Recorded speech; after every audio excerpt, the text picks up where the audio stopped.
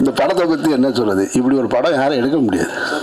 இந்த படம் தான் இப்படி, இந்த படம் மாதிரி யாரும் ஒருத்தர் எடுக்கவே முடியாது. இப்போது பருத்தி வீரன் மாதிரி ஒரு படம் அல்லது வேறு வேறு படங்கள் ஏன்னா இன்னொரு இயக்குனர் படத்தை நான் சொல்ல முடியுமான்னு தெரில, அதுபோல் ஒரு படங்களை வாழ்வியல் எடுத்துடலாம். இந்த படம் எப்போ பார்த்தாலும் ஒருத்தனுக்கு தன்னுடைய கடந்த காலத்தை நினைவுபடுத்திக்கிட்டே இருக்கும். அப்படி ஒரு படைப்பு அது. நான் மதுரை அபிராமி தேட்டரில் தான் இந்த படம் பார்த்தேன்.